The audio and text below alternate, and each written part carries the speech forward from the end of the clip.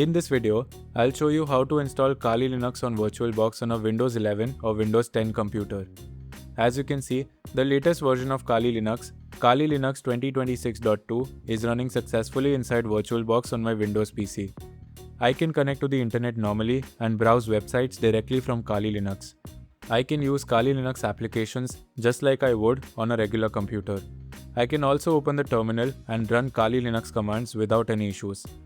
Kali Linux can run in full screen mode and automatically adjust its resolution to fit my display. I can copy text from Windows and paste it directly into Kali Linux, and I can also copy text from Kali back to Windows.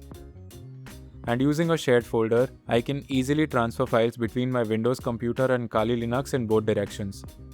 Because Kali is running inside a virtual machine, there is no need to dual boot or change your Windows partitions.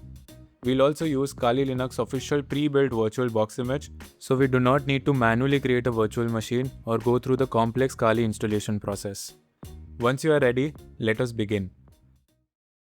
First, we need to check whether hardware virtualization is enabled on the computer. Right-click the Windows taskbar and open Task Manager. Go to the Performance section and select CPU.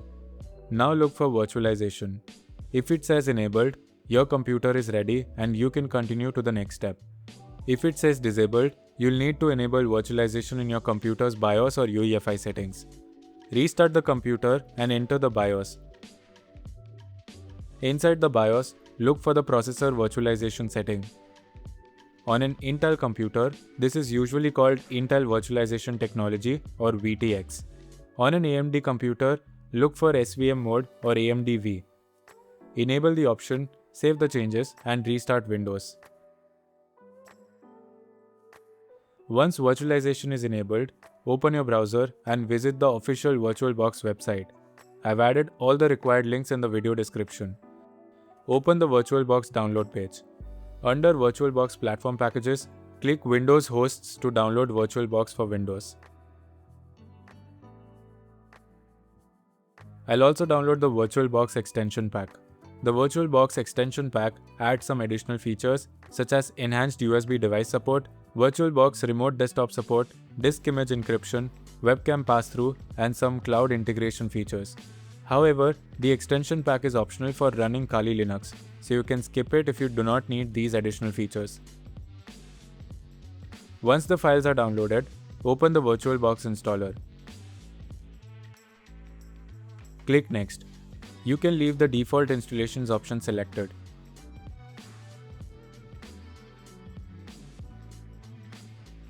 Once the installation is complete, click Finish. VirtualBox should now open. Next, we can install the extension pack that we downloaded earlier. Double-click the extension pack file. Click Install. Read through the license agreement and click I agree. Now we need to download Kali Linux. Open your browser and visit the official Kali Linux website. Go to the installer images page. Instead of downloading the normal installer ISO, scroll to the pre-built virtual machines section. Here, Kali provides virtual machines that have already been prepared for VMware, VirtualBox, Hyper-V, and QEMU. Click VirtualBox and download the 64-bit image. At the time of recording, I'm using Kali Linux 26.2. The download is several gigabytes, so it may take some time depending on your internet connection. Once it finishes, open your downloads folder. The Kali VirtualBox image is inside a compressed archive. Right-click the archive and extract it using 7-zip or WinRAR. Now open the extracted folder. Inside it, you should see the Kali virtual hard disk and a VirtualBox machine configuration file. We do not need to manually create a new virtual machine because Kali has already prepared this configuration for us. Now open VirtualBox. Click Open. Navigate to the extracted Kali Linux folder. Select the kali.vbox file and open it. Kali Linux should immediately appear in the VirtualBox machine list. Before starting it, we are going to change a few settings. So click Settings. Switch to Expert mode so that all the settings are visible. First, open General and then go to Features section. Set Shared Clipboard to bidirectional. Then set drag and drop to bidirectional. This allows clipboard sharing and drag and drop operations to work between Windows and Kali. Now select System. Here we can change the amount of RAM assigned to Kali. The official pre-built configuration can run with around 2 GB of RAM, but if your computer has enough memory, allocating more will provide a better experience. My computer has 16 GB of RAM, so I will assign 8 GB to Kali. If your computer has 8 GB of RAM, you can start with around 2 to 4 GB. Just make sure you leave enough memory available for Windows as well. Next, open the processor section. Here, we can decide how many virtual CPUs Kali can use. My computer has 16 physical CPU cores and 24 logical processors, so I'll assign 6 CPUs to Kali. You do not need to copy my exact settings. For most modern computers, around 2 to 4 CPUs should be enough for normal Kali usage. Now go to Display. Set video memory to 128 MB. For this setup, I'll leave Enable 3D Acceleration disabled. Next, open Network. For most users, I recommend leaving it set to NAT. With NAT, Kali can use your Windows computer's internet connection without requiring any additional network configuration. If you specifically need Kali to appear as a separate device on your local network, you can use bridged adapter instead. But for normal Kali VirtualBox setup, NAT is all we need. Now click OK to save the settings. We are ready to start Kali Linux. Select the Kali virtual machine and click Start. Wait for Kali to boot.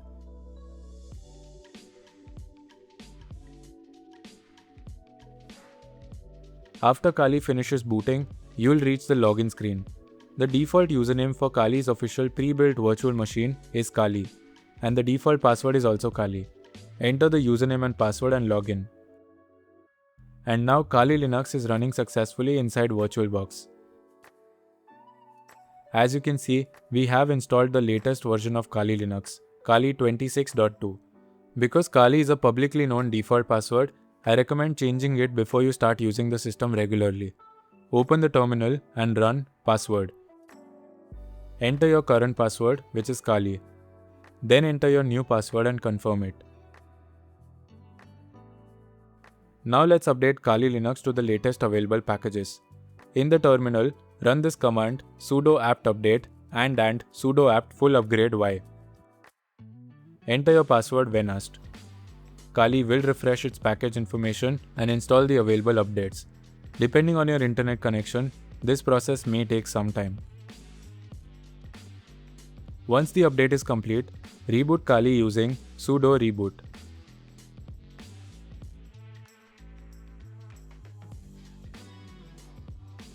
After the restart, log back into Kali. Now let's check the display integration. Resize the VirtualBox window.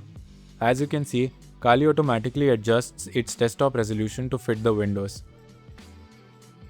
It can also use Kali in full screen mode. The official Kali pre-built VirtualBox image already includes the guest integration, so we do not normally need to manually install VirtualBox guest additions.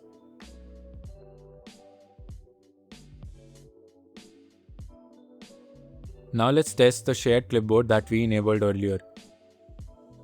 I'll copy some text from Windows. Then I'll open the Kali notepad and paste it here. As you can see, I can copy and paste between Windows and Kali. Because we selected bidirectional, clipboard sharing can work in both directions. You can also drag and drop by dragging a file between Windows and Kali. Finally, I'll show you a more convenient way to transfer files between Windows and Kali using a shared folder. First, open Windows File Explorer. Create a folder anywhere you want.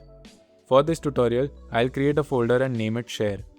Now go back to VirtualBox. If Kali is currently running, shut it down before changing the shared folder configuration. Now select Kali Virtual Machine and click Settings. Open Shared Folders.